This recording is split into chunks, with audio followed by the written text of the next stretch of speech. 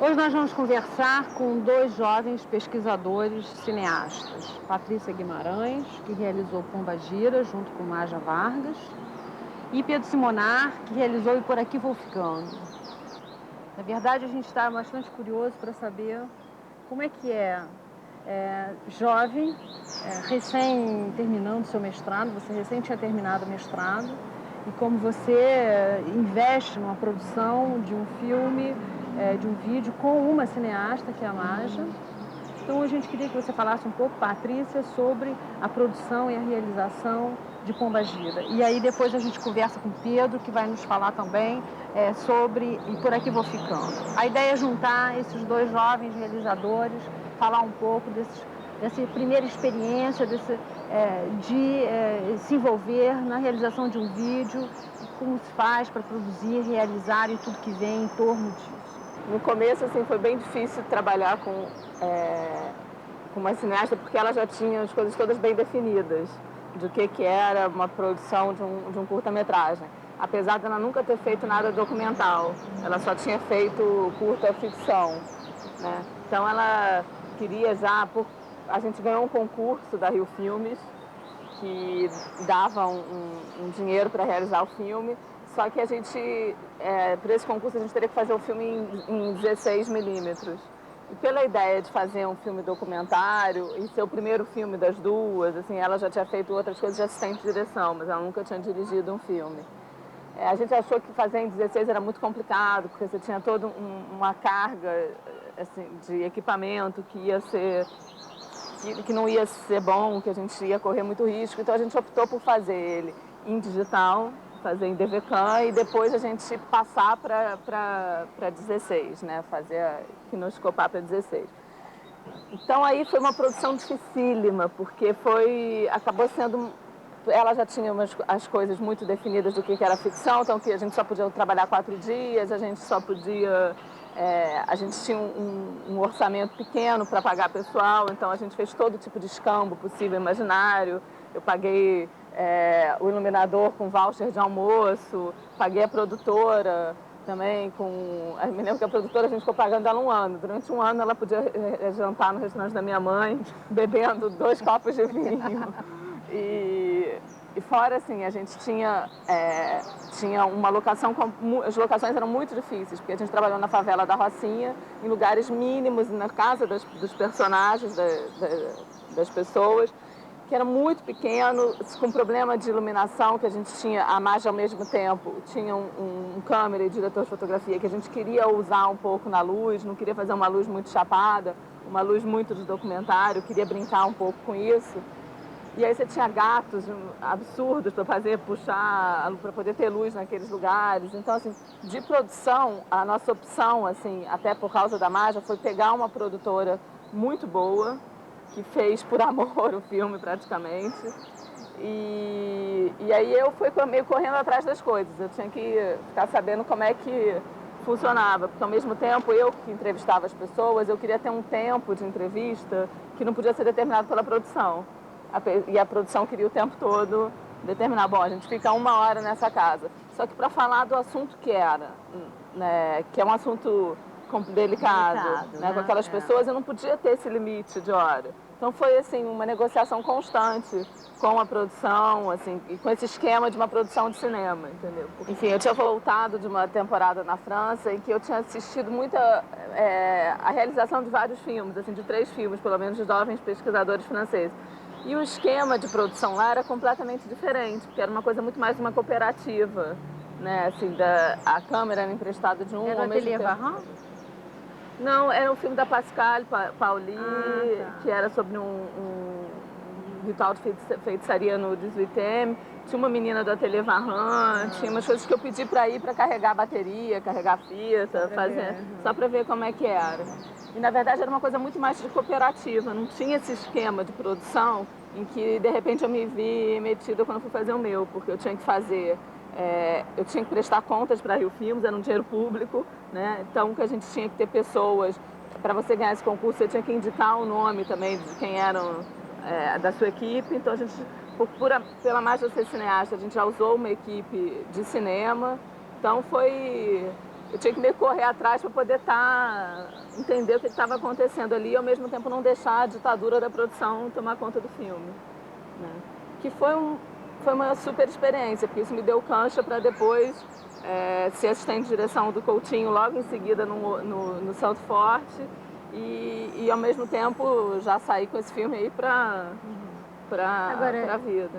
Esse filme, na verdade, você não fez no seu campo, porque a sua dissertação de mestrado era, enfim, aqui, aqui na Gávea, né, no Parque da Gávea, e que você, na hora de fazer o filme, você não pôde fazer com essas pessoas que você tinha mais proximidade, conhecimento. Exatamente. O falar sobre Pombagira foi um assunto que surgiu muito por causa da minha pesquisa de campo para o mestrado, em que na verdade eram os rituais, a troca simbólica, né, da Igreja Universal com o campo afro-brasileiro, né, em termos rituais. E aí que eu conheci várias pessoas que tinham pombagira e que falavam com muita propriedade da sua pombagira. Só que eu conversando com a Marja, a gente falou, pô, vamos fazer alguma coisa com essas pombagiras. Fizemos o roteiro do filme, o roteiro para ganhar o prêmio, com essas personagens, com a fala dessas pessoas da minha pesquisa de campo, que eu tinha horas de entrevistas gravadas, enfim, sobre a pombagira. Então eu já tinha até personagens de pombagira, a Maria Navalha, a Maria Padilha, de não sei o quê, a Dona Figueira, que eram do Parque da Cidade. Só que nesse meio tempo manda o roteiro para Rio Filmes, até o concurso, a gente estava trabalhando com o Coutinho num projeto de filmes para a TVE, que foi por água abaixo, e o Coutinho resolveu fazer o Santo Forte com o material da minha pesquisa de campo. E aí eu já tinha cedido isso para ele, eu já tinha feito... a gente tinha roteirizado juntos esse material, então não podia, quando eu ganhei o concurso, a gente ficou, e agora? Aí eu tive que fazer em 1 mês e meio um campo novo. Descobrir novas pombagiras, descobrir novas mulheres que falassem da pombagira. E aí foi legal porque já foi uma coisa diferente, já foi direcionado para o filme. Não era, porque assim, na pesquisa de campo, você tem pessoas que falavam muito bem para um gravador, falavam muito bem para mim sobre essas pessoas, mas que para a câmera elas não tinham carisma, elas não sabiam contar com a propriedade que elas contavam em situações mais informais. A câmera inibia, constrangia, a relação com a câmera não acontecia. Então, e, portanto, você já tinha mais conhecimento, uma relação com elas de mais tempo. E como é que foi, então, com essas mulheres, enfim, que você foi buscar na Rocinha, essas novas pombagiras, que você não conhecia, que não tinha nenhuma relação de proximidade? Foi fácil elas se colocarem diante da câmera? A primeira coisa foi assim, foi entrar na Rocinha. Eu falei, a primeira estratégia foi entrar ali através de um conhecimento, assim. Eu não era a Patrícia pesquisadora que chegou. Eu era a Patrícia, amiga da Valéria. Que tinha essa Valéria, era minha manicure, e tinha um irmão que tinha um centro. Então eu tinha uma referência pessoal, assim, que eu achei que dessa maneira as pessoas eu ia construir um laço afetivo mais fácil do que se eu chegasse lá como pesquisadora, batesse na porta, entrasse no centro de uma maneira mais formal. Então eu gastava de tardes inteiras lá sentada, simplesmente fazendo nada, fofocando, para poder entrar naquele meio, assim. Então, era uma pesquisa diferente, que eu não estava assim, querendo colher dados e fazer entrevistas formais. Eu achei que o mais importante, desde o momento que eu sabia que elas tinham a pombagira, até eu encontrar a pombagira, até eu falar sobre a pombagira, era eu entrar no meio delas. Assim. Então, eu fazer parte do cafezinho de tarde, do bolo, de sentar ali, de saber que a filha da outra estava doente, ir junto com ela no posto de saúde, levar a filha. Então a gente passou, me lembro que foi um janeiro quente a beça, que o terreiro era assim, lá no alto mesmo da Rocinha, que a gente passava a tarde lá, eu e a Marja. A gente explorou muito essa relação delas com a câmera. Ainda mais falar de pombagira, interessava a sedução, a vaidade.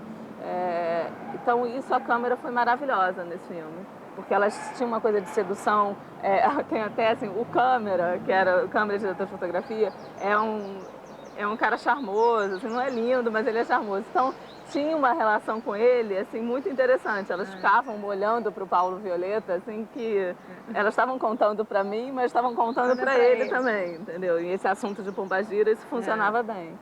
E depois, a pós-produção? você já tinha tudo isso porque você teve que reestruturar todo o seu orçamento, né, por conta disso. Parece que demorou mais tempo do que estava previsto, né? E você teve também todo um processo de divulgação, né, desse trabalho. Não, a pós-produção desse filme foi tudo, assim, a gente, na verdade, para mim foi a maior escola, foi finalizar esse filme, desde de decupar todas as entrevistas até sentar na ilha para editar, foi aí que eu fiz o filme, né? Que a gente fez o filme, que eu aprendi o que era fazer um documentário. A gente tinha um caminho pro primeiro filme, que era esse filme com os personagens da minha pesquisa de campo. Para esse segundo filme, a gente encontrou o caminho na ilha. E em algumas coisas, assim, na hora, a gente já... a gente ensaiou, é claro, que no set, algumas coisas. Mas, assim, na ilha foi que a gente viu tipo, personagens que não entraram... quem a gente achou que era grande, o personagem acabou não sendo. A personagem que a gente achou que tinha menos carisma no contar, ela tinha uma carga emocional que suplantou o carisma de contar a história, então acabou ganhando ênfase, que era a Dona Figueira. Né? Bom, mas todo esse trabalho parece que valeu a pena, né? A Pombagira circulou.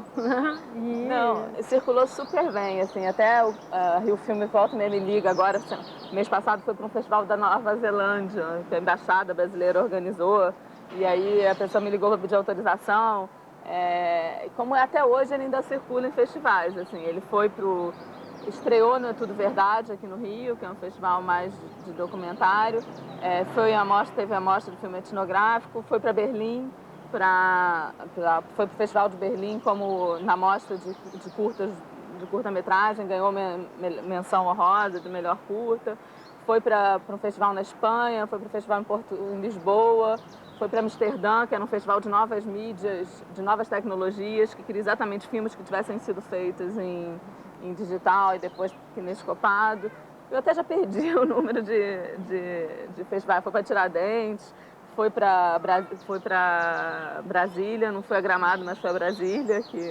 Bom, mas o resumo disso tudo é que você entrou, quer dizer, foi a tua primeira experiência, você entrou nessa de produção de filmes e vídeos, e é uma opção também por uma carreira profissional que não é mais a carreira acadêmica.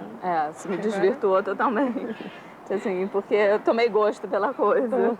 E aí tem outros em vista, e tomei gosto por fazer a ponte entre questões assim, mais acadêmicas e fazer a ponte disso pro vídeo, pro cinema, de uma maneira mais popular, assim, digamos, sem menos acadêmica. Tentar traduzir, assim, esse exercício da tradução, da antropologia, explorar, expandir ele um pouco, entendeu? Então, tentar traduzir no horário nobre de uma TV aberta, entendeu? Tentar falar de pombagira ou de terreiros de homossexualidade, de outras coisas, que acabou me tirando da academia me tirando totalmente da academia, me levando para essa coisa. Mas eu não deixo, assim, é interessante porque a minha identidade no mundo do cinema ainda primeiro da antropóloga, que está com essas questões da antropologia, entendeu? Que faz cinema também, que faz vídeo, que faz coisa. E isso me diferencia, então é uma coisa que eu prezo.